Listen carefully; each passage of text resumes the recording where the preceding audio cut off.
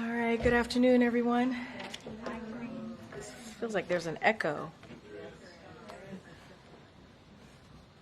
I don't know if you guys want to hear me twice.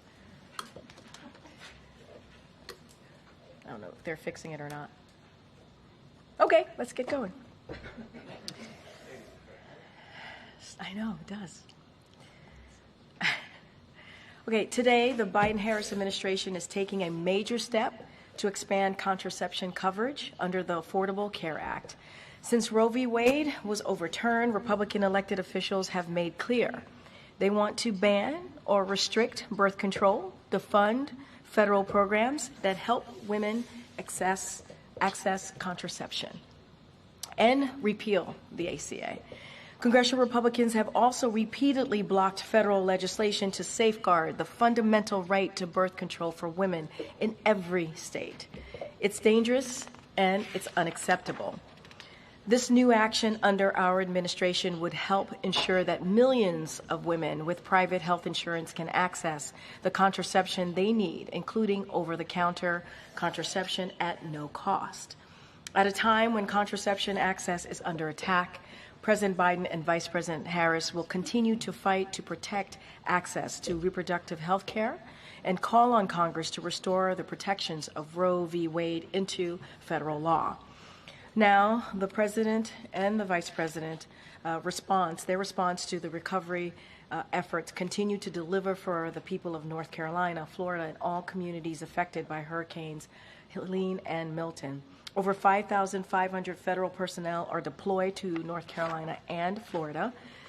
Today, Administrator Deanne Criswell is in North Carolina with Governor Roy Cooper and state officials to continue surveying damage and ensure that resources continue to make it to the communities and survivors who need them. In total, nearly $2 billion in federal assistance has been approved for those affected by recent storms. In North Carolina, the administration has approved more than $300 million in assistance. This includes over $130 million for nearly 90,000 households. Additionally, FEMA has approved more than $189 million for debris removal and reimbursement of emergency protective measures for the state. And the administration also announced that the government will create a brand new program for assistance impact communities with their recovery and rebuilding efforts. Additionally, 15 disaster recovery centers are operating in impacted areas in North Carolina and have served more than 5,700 visitors, and power has been restored to 99% of impacted North Carolina customers due to thousands of utility personnel working around the clock. All of this is thanks to the leadership of the President, the Vice President, FEMA, and other administration leaders, and the many state and local officials who have helped ensure a robust and well-coordinated response and recovery effort. We'll continue to use every tool at our disposal to help these communities respond and recover from these disasters. And now, next, we have the First Lady. First Lady Jill Biden is unveiling a new enhanced educational White House public tour for visitors today at the White House. As a classroom teacher for 40 years, Dr. Biden knows that learning has to be engaging and interactive, and that you have to meet students where they are, giving them what they need to spark their curiosity and imagination. This is the first significant improvement to the tour in decades. And as the First Lady said, and I quote, "We've added flexible, versatile, and dynamic tools of learning to the tour, created more pathways in the house to bring people further into the rooms, expanded the tour to now include the diplomatic reception room, and we've included more educational content that visitors can touch, hear, and see up close." Get on that tour, folks. The First Lady hopes the tour inspires everyone who visits the White House to learn more about our shared history. And on the week ahead, the president will be hitting the road this week to discuss the Biden-Harris administration's work to deliver for the American people. On Tuesday, tomorrow, the president will host a bilateral meeting with Prime Minister Robert Golub. of the Republic of Slovenia before heading to Concord, New Hampshire, where he will join Senator Bernie Sanders to discuss the Biden-Harris administration's work to lower costs of prescription drugs. During that event, the president is expected to discuss new data on savings for the first year thanks to the Inflation Reduction Act. He will also make a campaign-related stop while he is in the Granite State. Then the president will travel to Phoenix, Arizona on Thursday and Friday, where he will deliver remarks at the Gila River Indian community and discuss the Biden-Harris administration's record of delivering for tribal communities, including keeping his promise to make this historic visit to Indian country as well. This will be first as president to do this, his first as president to do this. As always, we will be sharing more information as we get closer, certainly to Arizona and tomorrow as well. Okay, Darlene. And thank you. Apologies, can you clarify one thing? You just said the president, after you were talking about New Hampshire, that he's making a campaign-related stop. Is that in New Hampshire, or were you talking about That's going to be in New Arizona? Hampshire. Yep, the Granite State. He'll be making a campaign-related stop, and certainly the campaign will have more to share on that. And then on the leak of information, classified information about Israel's plans toward Iran, there was a leak of classified information last year in April. A member of the National Guard had posted a bunch of documents and whatnot online. Has the Pentagon and the intelligence community done enough since then to protect? What I can say is certainly we are aware of the reporting. Certainly we are concerned, very concerned by them. Anything about the process and this and how it's being investigated by the U.S. government, I would have to refer you to the IC, the DOJ, and certainly DOD. I'm not going to get into particulars or specifics from here, but we are aware of the reports and we are definitely very concerned about them. Can you speak to any changes the president might have in mind that he might want to see going forward? So I'm not going to get ahead of it. As I just mentioned, the U.S. government is investigating this and through the appropriate authorities. So I'm going to let them move through their process, see exactly what happened. I'm not going to get into it from here. And speaking of classified information, what is the president's plan for voting in the November 5th election? So the president certainly looks forward. Oh, so serious. I'm sorry. I'm so serious today. Very funny, Darlene. Very good joke. So the president is certainly looking forward to casting his ballot in the upcoming election. When we have more to share about what that looks like, where he's going to be, we certainly will share that. Go ahead, Risha. Karine. So we just heard from Kirby that the White House is monitoring the progress of the investigative effort to figure out how this happened, not whether this happened. But just for the sake of clarity, can you confirm that the documents in question are authentic and do in fact include U.S. classified intelligence? Look, I appreciate the question. Like I said, we're certainly aware of the reports. We are very concerned. I'm not going to get into specifics. I'm not going to get into details. That's something for DOJ, IC, and DOD to get into it, and certainly they can hopefully answer any questions that you may have on this particular matter. But look, as the reports are out there and what we are hearing, certainly we are very concerned by them. They're being looked into. It's being investigated by the appropriate authorities, by obviously the U.S. government here, and so I'm going to let them speak to it directly. Kirby characterized the concern as stemming from the fact that they were in the public domain. So, well, it's true. As he talked about it, the implication was that this was classified information. I'm just asking yes or no, was it? Look, anytime there are leaks like these that end up in the public domain, just reiterating what he said, of course it is concerning. We have the appropriate authorities who are looking into this on our side of things, and I'm going to be really mindful. I'm not going to get into specifics. Was this, classified? Was this not classified? I can't get into that from here. That is something IC and DOD and DOJ can get into it on those specifics. But anytime we see any type of classified information that is leaked and that is out there in a public domain, of course we are concerned. Of course, but they can speak to their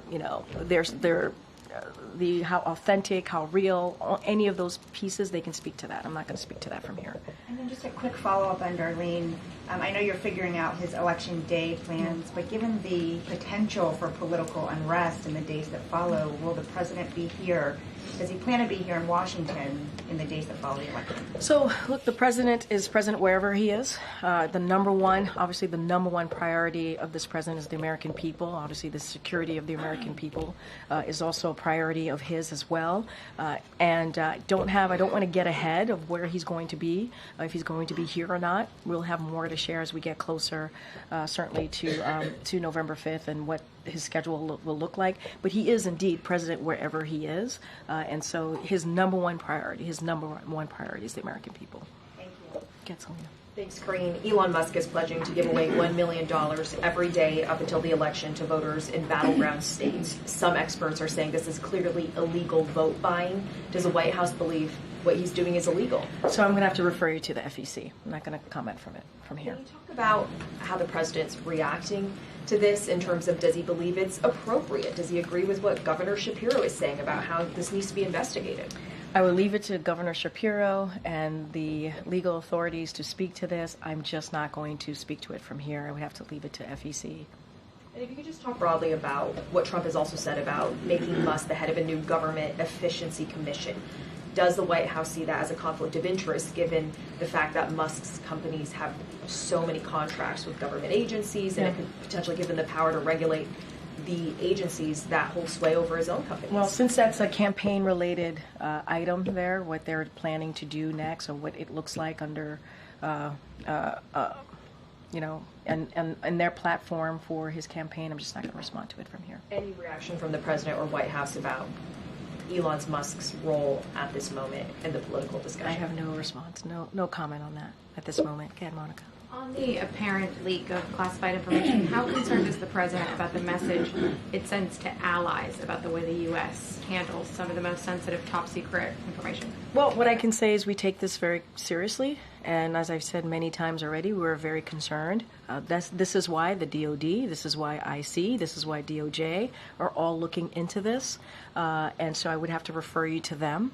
And as I stated many times, it's being investigated. We need to get to the bottom of it. We need to get answers before I can give you anything further from here.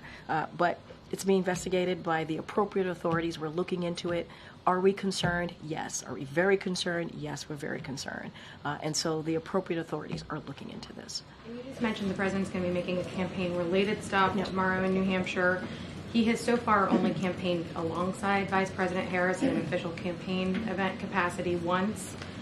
We have reporting that we don't expect to see the two of them together in these final 2 weeks. What is the reason for that? Well, I would remind folks that he was in Philadelphia just last week doing a campaign event just last week on his own. And so would remind folks that he was doing that. There's going to be a campaign-related event, as I just mentioned, tomorrow, and there'll be more to come. I think there will be more to come. But we cannot forget what we have seen this past couple of weeks. 2 historic hurricanes, right? Let's not forget that. The president was able to, because of his leadership and what his administration was able to do, we avoided a port strike, right? That's something that he was able to do. And there are just many other, obviously, pressing issues that are not just here domestically, but around the world. And the president has led on those issues. And so the most important thing that the president believes that his job is to continue to be there for the American people, deliver for the American people, and that's what you have seen him do. Now, he's going to be out there. I would say stay tuned. There's more to come. I just mentioned New Hampshire.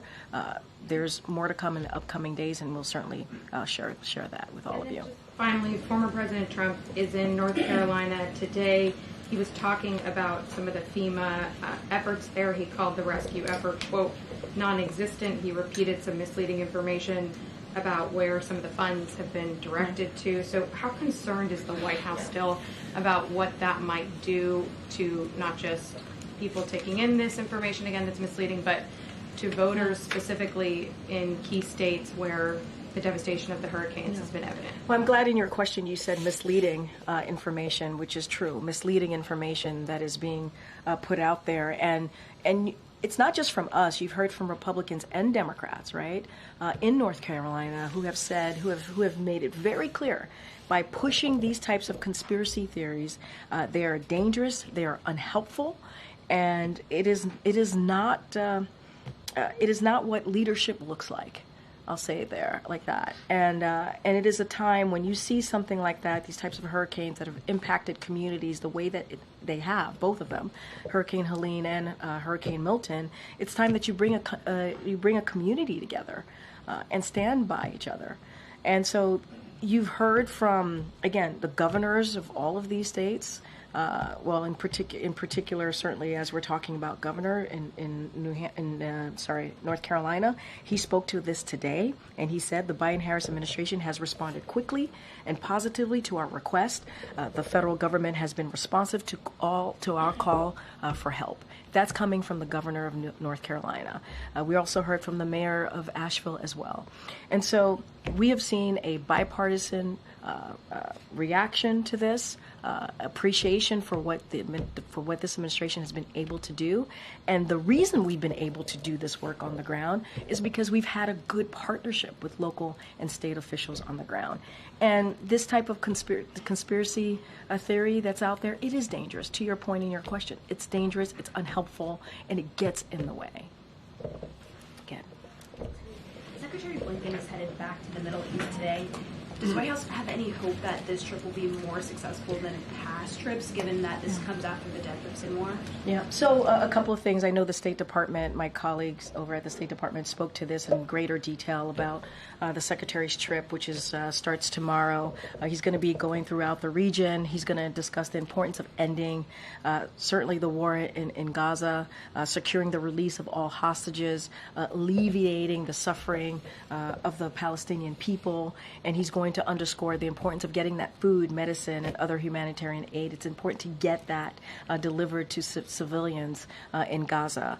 And he's going to also continue to have the discussions that we've been having for the past several months now about the diplomatic resolution to the conflict between Israel and Hezbollah. And so we're going to reaffirm what you're going to see from this trip that the Secretary is having throughout the region is reaffirming our commitment to what I just laid out to our partners across the region. And we do want to de-escalate the tensions and also obviously provide that lasting stability. And that is the commitment that we continue to have. Look, you're asking me, I know your question was, do we think this will have an effect? We believe, and this president believes, when a diplomatic resolution, a diplomatic conversation is certainly key to dealing with issues that we're seeing across the globe. Does the president have any reaction to former President Trump using this rhetoric about the enemy from within, and specifically tying it to former Speaker Nancy Pelosi and Adam Schiff this weekend? Look, it is... that type of language is un-American. It's dangerous. I was just asked about misinformation that we have been seeing during certainly before the hurricanes hit, and certainly now as after the impact and what we're seeing on the ground, and how we're trying to work with our partners on the ground to make sure we get relief to folks on the ground. And that type of misinformation, conspiracy theories, is only hurtful. And that is not what Americans want to see as a leader. That is not what they want to see as a leader. And it's also disrespectful to our military. To ask our military to react or to do something in such a political, such a political way, we should respect our men and women. They should be respected. They put their lives on the line for us, and we should respect them. And it's incredibly disrespectful to them as well. And so it's un-American, it's dangerous, and it should stop. Thank you, Karine. Is there any latest understanding from the White House on when Israel is going to respond to Iran's missile attacks? Look, I think we've been pretty consistent on that. This is something for that decision. Any military operational decision is up to Israel. We've been very clear in our commitment to Israel's security. That continues to be ironclad, but that is something for the Israeli government to speak to. And is there any word on what that response would look like, and is there sort of a red line? I'm just not going to preview that from here. Us previewing that from here would certainly give a heads up to the Iranians. It's something that we're not going to be doing. But that is, aside from that, that certainly is something for Israel to speak to. Thank you, Karine. I wanted to ask about the contraception rule that the administration is putting out today.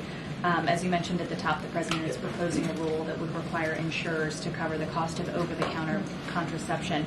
The Congressional Review Act allows lawmakers to overturn federal regulations that are implemented in the final stages of a presidential term. And I'm wondering if the White House believes that this type of rule could withstand that threat, or if you think that anything that happens in these last few months is potentially subject to congressional reversal. So look, that's getting into a hypothetical that I'm just not going to do from here. Look, it's going through a rulemaking process, as you know, from the moment that the president made this announcement. It's now in a rulemaking process. We'll hear back from the public.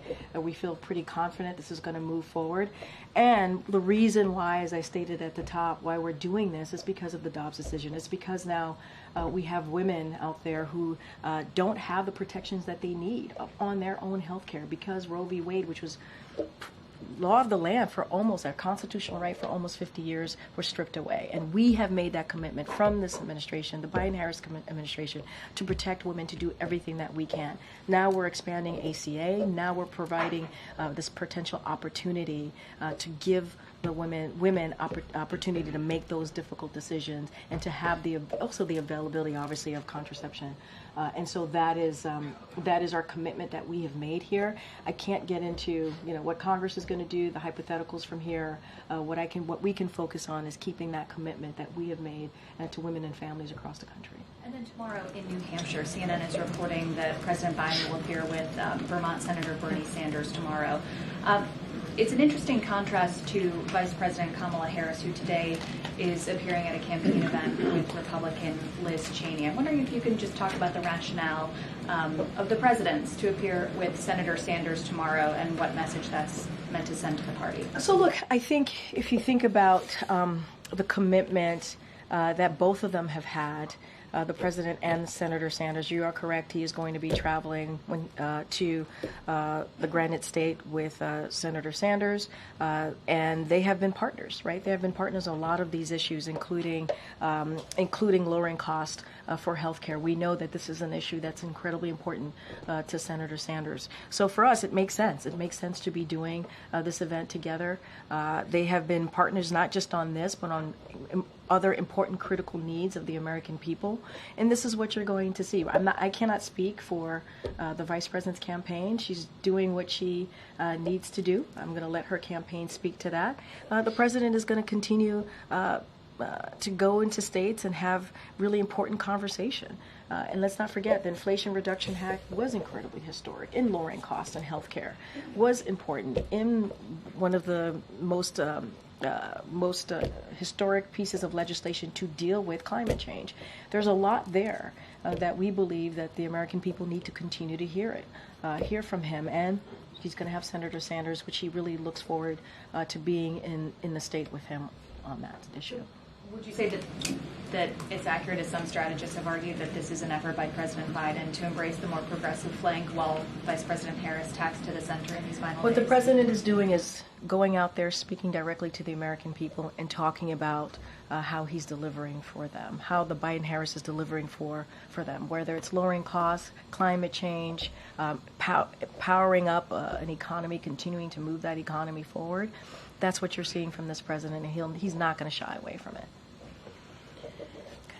Great, thanks. Zooming out from this breach, which I know that you're not going to discuss the specifics of, but you've had, over the last week, private correspondence between the Secretaries of State and the Pentagon, to Israel, this Air National Guard leak from a year ago on Discord, the investigation into Rob Malley. Is there a problem safeguarding sensitive information? What I will say is the president continues to have complete confidence in his in the agencies, right? Whether it's DOD, IC, or DOJ, and he has complete confidence in them. This is being looked into, investigation being done by the appropriate parties, and I'm not going to get into it. Are we concerned? We are very concerned. We are. We've been very clear about that. And it's being looked into, and so I'm not going to go beyond that. Since the Discord leak, has the administration, or what has the administration done to further safeguard national secrets? I'm not going to get into any specifics on that as it relates to this particular moment of what we're seeing with the reports out there. It's being looked into. We are very concerned. DOD, IC, DOJ can speak to this particular incident more broadly, these reports. I just don't have anything else to share beyond And that. do you know yet if it's a leak or a hack? Again, this is why I'm referring you to IC, DOD, DOJ. They can speak more to this, and I would leave it to them. Okay, Sarah. Thanks, Karine. While the president was in Germany, did the issue of authorizing Ukraine's use of long-range missiles deeper inside Russia come up during his bilateral meetings with the Germans or his meeting with the European Quad, particularly given the approval that some NATO allies have provided? Did they urge him to provide support for this? I'm not going to get into beyond what we've been able to share on the readouts. What I can say is that policy has not changed. And we said that. We said that going, I remember saying this at this podium before the president left to go to Berlin, Germany just last week, and said our policy stance on that hasn't changed and it wasn't going to change, and don't expect any announcements. So it still stays the same. I don't have anything to share beyond that, beyond what we've shared in readouts.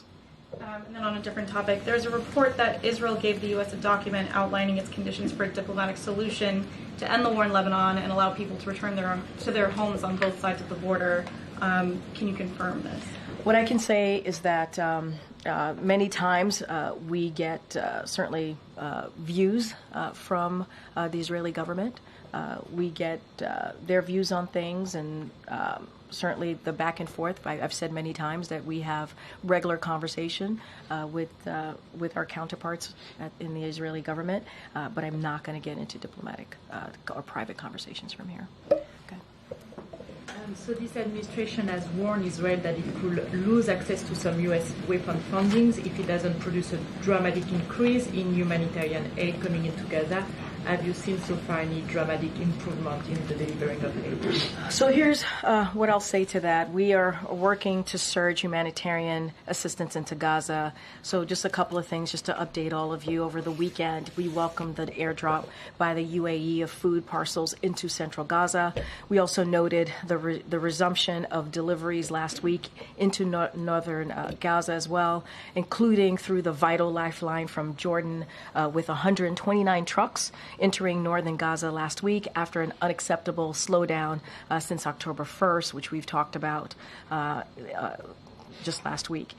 That number must further increase over the coming week, and we are grateful for Jordan's leadership in organizing these deliveries. We also call on all parties to cooperate in distributing the many hundreds of truckloads now on the Gaza side of the Kerem Shalom crossing. The armed gangs threatening and looting deliveries from this platform are keeping vital supplies away from those in desperate need. And we here in the U.S. are the largest contributor to the humanitarian response in Gaza, and will continue to support all efforts to surge and safeguard assistance and enable its distribution into all areas of Gaza. And one of the things, as I just stated earlier, is that the Secretary is going to speak about, Secretary Blinken, is how do we continue to upsurge the humanitarian assistance into Gaza. So that is going to be a priority, part of his discussions throughout the region as well. Okay, Jared. The task force, the House task force investigating the Butler, Pennsylvania attempted assassination came out with an interim report today. Yeah. Pretty critical of the Secret Service, especially as it relates to the coordination and communication with local police. One, does the White House, the president, have a reaction to that? And two, does the president still have full confidence in the current leadership at Secret Service? So look, the president has deep respect for the Secret Service, and he knows that they have an extremely difficult job. He knows that the men and women who are part of the Secret Service put their lives on the line day in and day out. And so we're going to review the report. I'm not going to comment on the report right now. We're going to review it. As you just said, it just came out this morning. So, and I would add Secret Service has also acknowledged their own shortcomings. And they have taken several steps to enhance the former president's protection. And so they'll continue to do that work. And the president has also been clear from his point of view as well to the Secret Service to make sure that they provide the highest level of protection for the former president. And so that is what he's asked for. We know that the Secret Service has made some changes, enhancing certainly the protection of the former president. And as it relates to the report, we are going to review it. Is President Biden confident in his own protection? Yes. Thank you. I have a question about Cuba. There have been multiple power outages in the island in recent days. So I was wondering, is the White House monitoring the situation, particularly for signs of unrest? Thank you. So we are closely monitoring the blackouts on the island, and so we are concerned about the potential humanitarian impacts on the Cuban people. And so, bless you. And like we have seen over the past few years, Cuba's economic conditions stemming from long-term mismanagement of its economic policy and resources has certainly increased the hardship of the people in Cuba. And so, certainly, just want to make clear that this is not the U.S. is not to blame for the blackouts on the island or the overall energy situation in Cuba. The Cuban government has not requested any assistance at this time, and so we will assess the appropriate next steps if they do request any assistance. And so a critical tenet of the Biden-Harris administration policy as it relates towards Cuba is to always advocate for the support of the Cuban people, and we've been always very clear about that, and so we'll continue. Do a follow-up, and I know this is a hypothetical, but if the Cuban government were to request assistance, would the Biden-Harris administration be willing to provide it? So we're going to, if that were to happen, we certainly would assess the next best steps. They have not. Again, it's a hypothetical, and so we're going to assess what's the next best step to do. Oh, go ahead. There's a recent report about how a number of Senate Democrats that are running for re-election are having ads that show images of President Trump, touting their own cooperation with President Trump when he was in office. People like Senator Bob Casey saying that he bucked President Biden on fracking and supported President Trump on trade and tariffs. Does the president, as the leader of the Democratic Party, have any thoughts about members of his own party talking about how much they've worked with President Trump in the past? No. You all have talked about the former president as a threat to democracy, talked about how much danger he would be if elected once again. The fact that other Senate Democrats aren't having that same message, is that concerning at all? Look, I'm not going to speak to each individual campaign and what they're doing in their campaign. That's a political, certainly a political campaign and a political reaction to whatever they need to do on the ground. So I'm not going to speak to that. The president stands by his comments, his fight for democracy. He stands by what he saw on January 6th. He stands by the threat to democracy that we saw on that day, a dark day in our democracy, when you saw 2,000 people go to the Capitol because they were told to by the former president, because they didn't believe or were told not to believe free and fair elections, while meanwhile dozens of Republican judges were able to say, hey, yeah, no, this was a free and fair election, and they didn't believe that because they were told not to. And what we saw on that day was horrific. It was horrific, and it was indeed an attack on our democracy. The president has spoken to this many, many times, and so that's who I can speak to. I can speak for the president. I'm not going to speak for other senators and how they decide to move forward with their campaign. Go ahead, in the back. Thank you. I wanted to ask about the upcoming presidential transition. When was the last time that Jeff Simons and the group of people working on the transition met with representatives from both campaigns? And can you provide an update on where you are in getting ready to hand off? So I don't have any specifics for you at this time. I'm happy to get more information on where they are with that particular piece. I just don't have anything to share on that. As you know, we've offered our assistance to both to both campaigns as we move forward to a transition at some point. But I just don't have an update on meetings from here. Thank you. Good, Naomi, in the back. Thanks. The president likes to tout his deficit-cutting measures since he's come into office, but last week the Treasury Department actually reported that the deficit grew to $1.8 trillion for fiscal 2024. What's the White House's response to that data? Well, that's why we've done the work that we have done, especially moving forward with these historic piece of legislation that speaks about how we're going to deal with the deficit, right? When we signed, the president signed, for example, last year, the $1 trillion debt deal that would cut the deficit by $1 trillion. You saw that in other pieces of legislation that he was able to sign and pass through. And that's why we have shown our commitment to dealing with the deficit.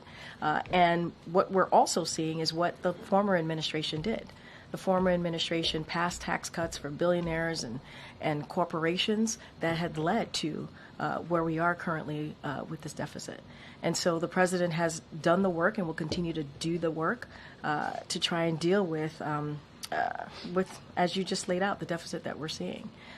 And look, what we're trying to do here from this administration is make sure that the economy continues to grow, that jobs are available, continue to grow, that we're lowering the unemployment rate and lowering costs. That is something that this president and this vice president are trying to do. Meanwhile, Republicans are doing the opposite. They want to continue to give these tax cuts to billionaires and corporations. They want to make it harder for middle-class families. And so there's a difference there. The contrast could not be more different in what we're trying to do and what the other side is trying to do. I think this data sort of plays into public perceptions that Democrats are weaker in handling the economy as opposed to Republicans. But it's not true. And so what we're going to speak to is how we have done the work to turn this economy around. We cannot forget where we were when the president walked into this administration, an economy that was in a downturn. We saw a situation with the pandemic where there was no strategy. Businesses were closing down. Majority of schools were closed. And so this president has been able to turn that around with the help of the vice president. And so this is why we're going to go to New Hampshire tomorrow. We're going to speak to the Inflation Reduction Act, what the president and the vice president has been able to do to lower costs, because we understand that there's more work to do. We understand this is, when you think about health care, this is incredibly important. You heard the announcement that we just made on contraception, making sure that we're expanding the ACA because that's important to women. And everything that we're talking about, Republicans in Congress, majority of them, don't want to see. They're on the other side of what we're trying to do. And so, look, we understand there's more work to do, and we're going to continue to push forward. Okay, John. Thanks a lot, Karine. I wanted to ask you about the vice president and the difficult position that she's in the sense that she's running for president and she is currently vice president. And it's difficult, we've seen in interview after interview, for her to separate herself in terms of public positions from President Biden. Does she have a green light that if she wanted to express a differing point of view than the administration on any topic, foreign or domestic, she could do so? Or is she required to be a loyal vice president to President Biden? I disagree. I mean, the interviews that I have seen, you've seen an incredibly strong, very clear-eyed vice president and how she sees this country moving forward. And saying that, she has been indeed a partner with this president and in the successes that we have seen from this administration. And I would also note, now this is to the rest of your question, just last week in Philadelphia, the president spoke to you, asking about loyalty, about her cutting her own path. He talked about that. He talked about how, every president has to cut their own path.